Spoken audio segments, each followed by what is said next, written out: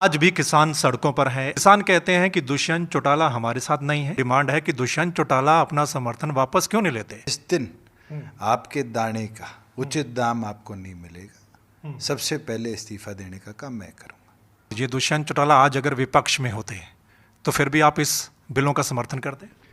उनको यही लगता है कि दुष्यंत हमारे लिए बड़ी बड़ी बातें करता था, लेकिन आज क्यों नहीं बोलता। आप कहते थे कि हमें कुर्सी का कोई लालच नहीं है, पद का कोई लालच नहीं है, हमें लोगों का भला करना है।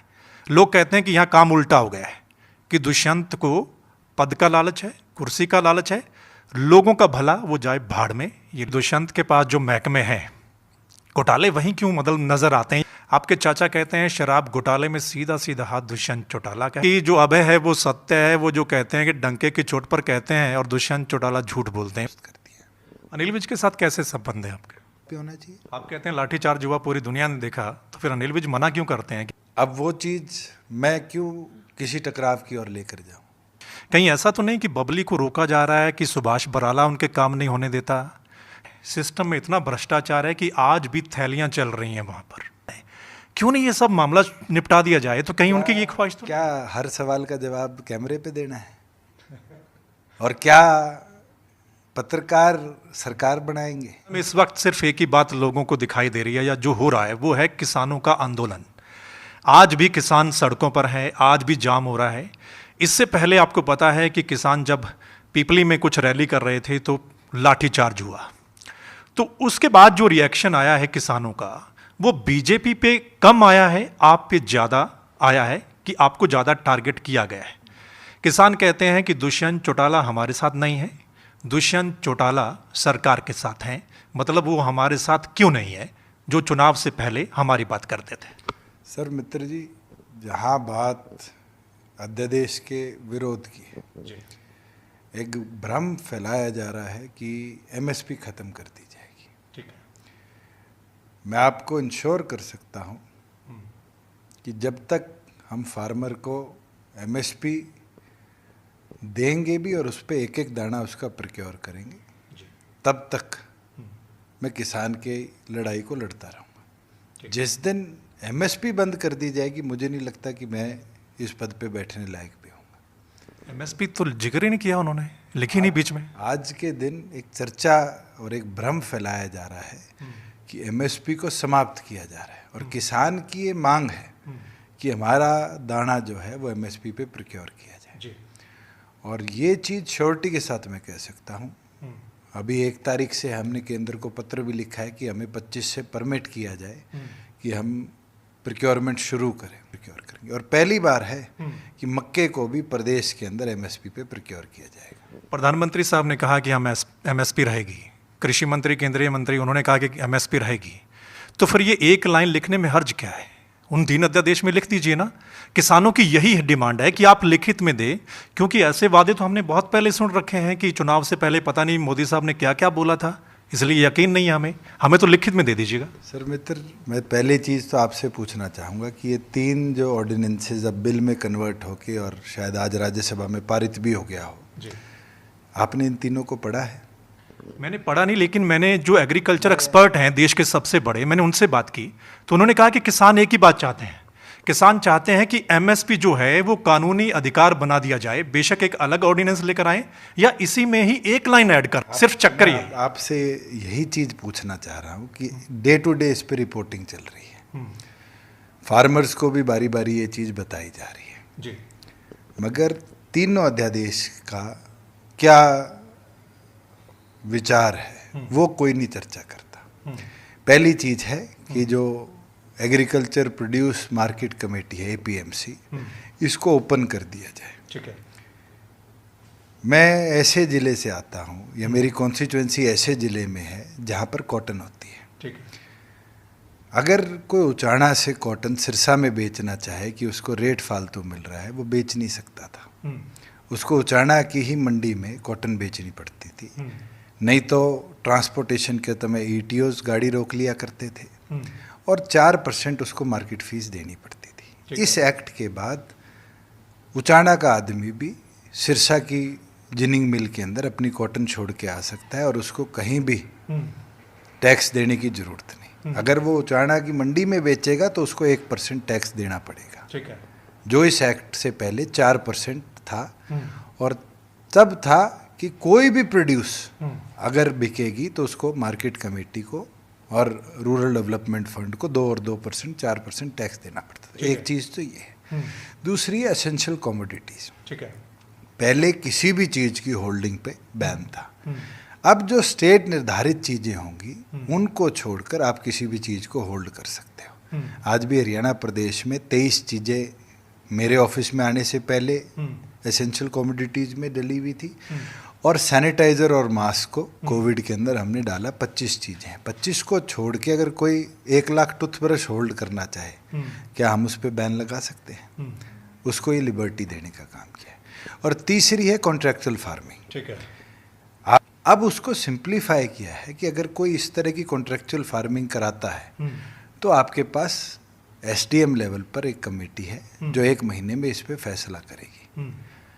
कई लोग ये कह रहे हैं कि इसके अंदर हम कोर्ट का रास्ता भी खोलें। आज भी हमारे कोर्टों में केसेस 10-10, 5-5 साल से पहले नहीं निपटते। ठीक है, फार्मर को ये समझना होगा कि लोकल लेवल पर जितनी जल्दी डिसीजन होगा उतनी जल्दी उनकी ग्रीवेंस की समस्या का निपटारा होगा। वो बात हम आपकी मानते हैं, लेकिन अगर आज दुष्यंत चौटाला, मान लीजिए दुष्यंत चौटाला आज अगर विपक्ष में होते तो फिर भी आप इस बिलों का समर्थन करते? देखो, जहाँ विपक्ष और सत्ता पक्ष की बात है, मैं आपके टू द पॉइंट क्वेश्चन का आंसर यही दे सकता हूँ कि एक चीज़ मेरे सामने बारी बारी आ रही है कि एमएसपी इंश्योर करी जाए। आपने भी अपनी बात की शुरुआत करी कि एक लाइन लिख दो जी। मैं वो एक्सपर्ट से भी पूछ सकता हूँ, और ख़ास तौर पर वो कांग्रेस पार्टी जो इसका पैन इंडिया लेवल पर विरोध कर रही है।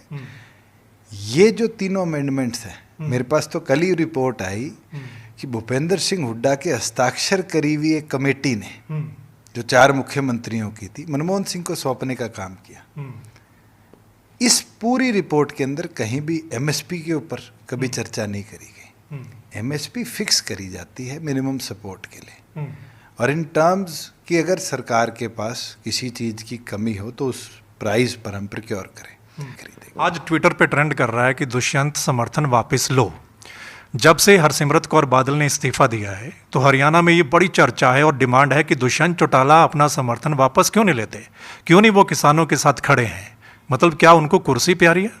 मैं किसानों के साथ खड़ा हूँ और मजबूती से खड़ा हूँ, और ये विश्वास आज आपके सवाल का जवाब देते हुए भी फार्मर्स को दे देता हूँ कि जिस दिन आपके दाने का उचित दाम आपको नहीं मिलेगा, सबसे पहले इस्तीफा देने का काम मैं करूँगा। कुल मिलाकर दुष्यंत ये है, वो आप भी जानते होंगे, आप भी पता करते होंगे कि किसानों के निशाने पर आप हैं और बीजेपी से ज़्यादा हैं। उनको यही लगता है कि दुष्यंत हमारे लिए बड़ी बड़ी बातें करता था, लेकिन आज क्यों नहीं बोलता? आज बीजेपी के साथ हैं, क्या इसलिए नहीं बोलता? सर मित्र जी, देश के इतिहास में हरियाणा वो राज्यों में से है जिसने किसान के खाते में पैसा डालना शुरू किया, और किसी ने सोचा नहीं था, किसी ने दम नहीं दिखाया था। हमने इंश्योर किया कि किसान के खाते में पैसा पहुंचे, टाइमली पहुंचे। बिल्कुल पहला कदम था, नया इंफ्रास्ट्रक्चर था। हमने जो 7 दिन का प्रॉमिस किया था वो 15 दिन तक डिले हुआ, क्योंकि कई जगह टेक्निकल ग्लिचेज आए, कई जगह हमें रीराउटिंग करनी पड़ी आरती के खाते से गवर्नमेंट के पास, गवर्नमेंट से फार्मर के पास। इस बार हम उसको और सिंप्लीफाई करेंगे। इस पे हमारी 2 राउंड की चर्चाएं मिलर्स के साथ भी, आड़तीस के साथ भी हुई है। हम ये प्रयास करेंगे कि जो फार्मर आड़ती के थ्रू लेना चाहता है वो ये लिखित में दे दे, नहीं तो हमारे पास तमाम फार्मर्स के अकाउंट्स रजिस्टर्ड हैं। हम डायरेक्टली जो उनका माल मंडियों के अंदर आएगा, जो प्रोक्योर होगा, उसकी 3रे दिन और 5वें दिन के बीच में, अगर वीकेंड आता है तो 5 वर्किंग डेज के अंदर उसकी पेमेंट उसके खाते के अंदर हम इंश्योर करेंगे पहुंच जाएगी, और टाइमली पहुंचेगी। और ये गारंटी लेता हूँ, ऑन रिकॉर्ड आपको कहता हूँ कि जो एमएसपी है उसके ऊपर 5वें दिन उसकी पेमेंट हरियाणा की सरकार करने। 14 अलाउड है, आप 17 करो। आप संविधान तो नहीं बदल सकते लोगों की सोच के लिए। तो मुझे एक चीज़ ज़रूर आपको इंश्योर कर सकता हूँ कि ग्रीवेंसेस जिसके भी हैं, हम प्राथमिकता के साथ उनको रिड्रेस भी कर रहे हैं, और यही सोच के साथ आगे बढ़ रहे हैं कि प्रदेश के अंदर एक जो हाहाकार पिछले दशकों में हमने देखा, आपको ज़मीनें तो लुटती नहीं दिख रही किसान की। आपको ये तो नहीं दिखा कि हमारी गवर्नमेंट के अंदर 73,000 एकड़ ज़मीन ली गई है। फिर भी किसान नाराज। मैं इसलिए कह रहा हूँ कि 100% संतुष्ट तो मैं भी नहीं हो सकता। चलिए घोटालों पे आते हैं। आपने जिक्र किया, आरोप लगते हैं कि दुष्यंत के पास जो महकमे हैं, घोटाले वहीं क्यों मतलब नजर आते हैं या उनकी चर्चा क्यों होती है? धान घोटाला हुआ, रजिस्ट्री घोटाले की बात आती है, शराब घोटाले की बात आती है, ऐसा क्यों? आपने एक सवाल पूछा, मैंने इसका जवाब पहले भी दिया। अगर हम सख्ती करते हैं तो लोगों के दिक्कतें आती हैं। रेवेन्यू सिस्टम को हमने स्ट्रीमलाइन किया, 100% स्ट्रीमलाइन आज भी नहीं मैं मानता, और बदलाव की जरूरत है। अभी तो हाई कोर्ट में जो केसेस में स्टेज आते हैं हम तक नहीं पता चलते। मैं chief justice Haryana Punjab high court से भी मुलाकात करके मांग करूंगा कि हमें एक ऐसा मैकेनिज्म बनाना चाहिए कि अगर किसी भी कोर्ट के अंदर किसी प्रॉपर्टी पे स्टे आ जाता है तो वो रेवेन्यू के अंदर उसी टाइम नोटिफाई हो। ये बदलाव धीरे धीरे आएंगे। आप कहते हो धान घोटाला हुआ, जितनी प्रोक्योरमेंट केंद्र के लिए हमने पिछले साल करी, कोविड के अंदर हमें वो सारी प्रोक्योरमेंट बिफोर टाइम सीएमआर के माध्यम से पीडीएस में देनी पड़ी अलग अलग प्रदेशों में। कहीं शॉर्टेज आई? मैं आपसे पूछता हूँ, कभी आपने सुना है कि शॉर्टेज आई है? सिर्फ 3 ऐसे मिलर हैं जो आज के दिन डिफॉल्ट के ऊपर जा रहे हैं और उनकी प्रॉपर्टीज को हमने अटैच कर लिया। आपके चाचा कहते हैं, अगर उनकी बात का मैं जवाब दूं तो फिर मैं सीरियस पॉलिटिशियन नहीं। एक मिनट सुनिए। आपके चाचा कहते हैं कि जो मिल वाले थे, धान वाले, उनसे बड़े पैसे लिए गए, पैसा इकट्ठा किया गया। आपके चाचा कहते हैं शराब घोटाले में सीधा सीधा हाथ दुष्यंत चौटाला का है, जो मंत्री साहब हैं, सीधा सीधा उनका हाथ है। मतलब सभी घोटालों में वो सीधा आरोप आप पर लगाते हैं कि दुष्यंत जो है वो सब कर रहा है। मैं आपको एक चीज़ तो बता रहा हूँ, वो तो 2 साल पहले ये कहते थे छोरे हैं, टिंगर हैं। आज कहीं उनको ये तो दुख नहीं कि 32 साल का युवा प्रदेश के अंदर एक पद पर बैठा है। वो तो कहते हैं कि सब कुछ परोसा हुआ मिला है, थाली में सब कुछ मिला है। ये तो पढ़ रहे थे, ये सांसद बन गए। किसकी थाली? किसने परोस कर दिया? जननायक जनता पार्टी खड़ी करी तो डॉक्टर अजय सिंह चौटाला की सेना ने खड़ी करी। अभय सिंह चौटाला ने या आईएनएलडी ने नहीं खड़ी करी। हम पे तो ऐसे ऐसे आरोप लगाए गए जो शायद आप भी कैमरे पे बोलते हुए शर्मा जाओ। और मजबूती के साथ एक एक कार्यकर्ता की मेहनत ने आज जननायक जनता पार्टी को इस मुकाम पे पहुंचाया। हमारे साथ नए साथी जुड़े, अलग अलग विचारधाराओं के जुड़े लोगों को भी हमने साथ लाने का काम किया और यूनाइट होकर चौधरी देवीलाल की सोच को आगे ले जाते हुए प्रदेश में बढ़े हैं। और जो लोग घोटाले की बात करते हैं, मैं कहता हूँ एक तथ्य ला के दिखाओ, 1 रुपया बताओ। अगर मेरे ऊपर आरोप सिद्ध होता है तो कल इस्तीफा देने को तैयार हूँ। शराब घोटाले पर अनिल विज कहते हैं कि वो मानते हैं कि मेरा इसमें महकमा भी इन्वॉल्व है, लेकिन आपके महकमे की जब वो बात करते हैं तो आप सिरे से खारिज करते हैं, आप क्लीन चिट देते हैं। आप ये क्यों नहीं कहते कि हाँ मेरे महकमे की भी जांच करवा लो भाई, अगर कुछ है तो कर लो कार्रवाई? मैंने मना कब किया है जांच? आपने तो क्लीन चिट दी है उनको। क्लीन चिट दी है इन टर्म्स ऑफ जो पॉइंट्स एसईटी ने दिए। एसईटी ने हमारे ऊपर 2 पॉइंट ही लगाए हैं। एक मिसमैच का है, हमने सारे कागज ऑलरेडी दे दिए हैं, नोटिस इशूड है सारे लोगों को जिनके स्टॉक्स के अंदर मिसमैच पाया गया है। और जहां दूसरा मामला आया था, एसईटी ने कहा था 3 बार फिजिकल वेरिफिकेशन कराई, स्टॉक्स में कमियां थी, उनको पेनल्टाइज भी किया, उनसे रिकवरी भी करवाई पैसे की। आज उसका नतीजा है कि पूरे देश के अंदर हरियाणा एक इकलौता ऐसा राज्य है जहाँ सीएमआर की शॉर्टेज नहीं आई, क्योंकि हमने टाइमली उसको इंश्योर किया। और उस समय तो हमने कोविड भी नहीं देखा था। रेवेन्यू के अंदर दुरुस्ता लाने का काम किया और प्रदेश को रेवेन्यू आ रहा है। मैं कल ही रिपोर्ट लेके हटा था कि जब हमने एनओसीज को ऑनलाइन कर दिया, प्रॉपर्टी टैक्स डेवलपमेंट चार्जेस को ऑनलाइन कर दिया। आपको पता है अर्बन लोकल बॉडीज जिसमें पैसा नहीं आता था, आज लोग अपनी फीस भर भर के एनओसीज ले रहे हैं। और मैं रोहतक का ही अकेले का डाटा है, 64 लाख रुपया तो रोहतक में जमा हो गया। रजिस्ट्रियों में जिस अर्बन लोकल बॉडी में कभी प्रॉपर्टी टैक्स नहीं भरता था रोहतक में, 64 लाख रुपया वहां जमा हो गया। तो ये पॉजिटिविटी है। लोगों को बाबुओं के चक्कर नहीं काटने पड़ रहे, अधिकारियों के एमसीज के अंदर चक्कर नहीं काटने पड़ रहे। आज तो वो ऑनलाइन अपनी प्रॉपर्टी आईडी को खोल सकता है, रजिस्टर कर सकता है, फीस पे कर सकता है और 24 घंटे में अपनी रजिस्ट्री करा सकता है। लेकिन बड़ी दिक्कतें आ रही हैं, हमें भी बहुत सारे फ़ोन आते हैं कि ये जो ऑनलाइन सिस्टम किया है इसमें तो हो ही नहीं रहा। बहुत जो डाटा मतलब एक्सेप्ट ही नहीं करते हैं, कुछ डालते हैं, मतलब ऐसा कुछ। मित्र, एक चीज़ मैं ज़रूर बता सकता हूँ आपको, बदलाव आते तो लोगों को दिखते आती है। ठीक है। हर चीज़ आप भी 1 मिनट में अडॉप्ट नहीं कर सकते। कब तक ठीक हो जाएगा ये जो रजिस्ट्री वाला ऑनलाइन सिस्टम है? आज के दिन तमाम डिपार्टमेंट, सिर्फ एक हाउसिंग बोर्ड का क्योंकि डाटा जो है वो ऑनलाइन अवेलेबल नहीं है, उनका अभी डाटा सारा फिजिकल है, उनको हमने 2 महीने का समय दिया है। अनिल विज के साथ कैसे संबंध है आपके? जैसे कलीग के साथ होते, मेरे तो विधानसभा में साथ बैठते हैं। लेकिन पिछले कुछ समय से हम देखें तो थोड़ा सा बयान में टकराव नजर आता है कि अनिल विज कुछ बोलते हैं, आप उनके अगेंस्ट कुछ, मतलब वो उसके बदले में कुछ और बोलते हैं। दोनों की सोच तो प्रोग्रेसिव है, दोनों की सोच तो करप्शन रोकने की है। लेकिन अनिल विज बहुत गुस्से का शिकार हैं जब से लाठीचार्ज हुआ है किसानों पे। देखो, आज के दिन वो किसने आदेश दिए, उनकी बात भी जायज़ है। बिना आदेश के लाठीचार्ज कैसे हुआ? आदेश किसने दिए? अगर कोई जूनियर लेवल का अधिकारी है, कोई डीएसपी है, वहाँ की एसपी है, जिनने बिना डीसी की परमिशन के लाठीचार्ज किया है, तो सख्त एक्शन उनके खिलाफ भी होना चाहिए। आप कहते हैं लाठीचार्ज हुआ, पूरी दुनिया ने देखा, तो फिर अनिल विज मना क्यों करते हैं? क्या उनको यकीन नहीं है कि जो कुछ चल रहा था? देखो, अगर जो घटना टीवी पर आई है, जो घटना आपके कैमरे ने दिखाई है, अगर वो देखते हैं तो वहाँ पुलिस बल का उपयोग हुआ है, और मैंने चीफ मिनिस्टर से आग्रह किया है कि उसके खिलाफ कमेटी बनाई जाए, उसके खिलाफ कार्रवाई करी जाए। अनिल विज कहते हैं कि लाठीचार्ज नहीं हुआ, जांच भी नहीं होगी। अब वो चीज़ मैं क्यों किसी टकराव की ओर लेकर जाऊं? जो समस्या मेरे सामने आई, जिसके अंदर मैंने स्वयं देखा है कि वहाँ पर लोग चोटिल हुए हैं, उसके अंदर पॉलिटिकल एजेंडा से जुड़े लोग भी दिखे, उसके अंदर फार्मर्स भी दिखे, वहाँ पर पुलिस वाले भी चोटिल हुए, उसकी जांच कराई जाएगी। और उसके लिए अगर कोई अधिकारी इसके अंदर इन्वॉल्व है, जिसके आदेश अनुसार हुआ, वहाँ देखा गया है पुलिस का एक व्यक्ति सिविल ड्रेस में भी था।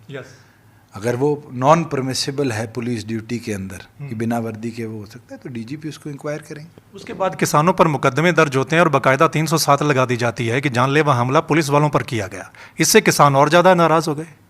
देखो, इस तरह की मेरे सामने अम्बाड़ा की एक कार्रवाई आई है जहाँ फार्मर्स के खिलाफ 307 की बात हुई है, उसकी मैंने एफआईआर की कॉपी मंगाई है। और अगर इस तरह की कोई कार्रवाई सिर्फ हरास करने के लिए करी गई, हाईवे रोका गया, हाईवे एक्ट लगना चाहिए था। अगर 307 लगाई जा रही है तो उसको हम वापस भी लेने का काम करेंगे, कैंसिल भी करने का। चलिए बात करते हैं, एक बार फिर ऐसा लग रहा है कि जेजेपी और आईएनएलडी में एक कंपटीशन लग रहा है, एक दूसरे के बंदों को अपनी पार्टी में मिलाने के लिए। मैं पिछले कुछ दिनों से देख रहा हूँ, धारा है, लोग समझने लग गए हैं कि जो अभय है वो सत्य है, वो जो कहते हैं कि डंके की चोट पर कहते हैं, और दुष्यंत चौटाला झूठ बोलते हैं, वो ये उनका कहना। चलो, सत्य है, जलयुद्ध नायक है, वो तो जो कहना चाहे कह ले। हमारा काम प्रदेश के मेरे किसान को मजबूत करना है। हरियाणा प्रदेश की सरकार में जननायक जनता पार्टी और भारतीय जनता पार्टी मिलकर आगे कदम उठा रही है, और अच्छे एलाइज की तरह प्रदेश के हित के लिए काम करती रहेगी। बड़ौदा में कैंडिडेट किसका होगा? दोनों पार्टियां मिलकर उतारेगी, और जिस पार्टी का कैंडिडेट होगा उसी पार्टी का सिंबल होगा। मुझे कुछ डायलॉग आपके याद आते हैं, क्योंकि ये लोग बोल रहे हैं, इलेक्शन से पहले के डायलॉग हैं। आप बीजेपी के बारे में बहुत कहते थे कि ये झूठे वादे हैं। आप मोदी साहब के बारे में, खट्टर साहब के बारे में बहुत बोलते थे कि फ़ोटो खट्टर का है, ब्याह खट्टर का है, फ़ोटो मोदी का। आप 75 पार की बात करते थे। आप कहते थे कि हमें कुर्सी का कोई लालच नहीं है, पद का कोई लालच नहीं है, हमें लोगों का भला करना है। लोग कहते हैं कि यहाँ काम उल्टा हो गया है कि दुष्यंत को पद का लालच है, कुर्सी का लालच है, लोगों का भला वो जाए भाड़ में, ये लोग कहते हैं। सर मित्र, मैं आपसे पूछना चाहता हूँ, आपने इतनी बड़ी स्टेटमेंट दे दी, लोगों का भला। क्या हरियाणा के अंदर वीट की प्रोक्योरमेंट जिस कोविड के अंदर हमने करी, आज से पहले कभी हुई? दुष्यंत को वोट बीजेपी के खिलाफ दिया था। अगर हमें पता होता कि दुष्यंत बीजेपी के साथ मिल जाएगा तो फिर हम वीरेंद्र सिंह को वोट दे देते हैं, हमारा तो पड़ोसी था वो। आप तो बात कर रहे हो भूपेंद्र हुड्डा की। भूपेंद्र हुड्डा जी को ये दुख है कि वोट बीजेपी के खिलाफ मिला, तो क्या मैं कांग्रेस के साथ जाके बैठूं? अगर कांग्रेस आपकी शर्तें मान लेती तो आप तो कांग्रेस के साथ भी जाने के लिए तैयार थे। अभी नहीं जाने के लिए। दिग्विजय सिंह का बयान था। मैं आपको स्पष्टता के साथ कह सकता हूं कि चौधरी देवीलाल अपने जीवन में कांग्रेस के साथ नहीं गए, और हम भी वो दिन नहीं देखेंगे।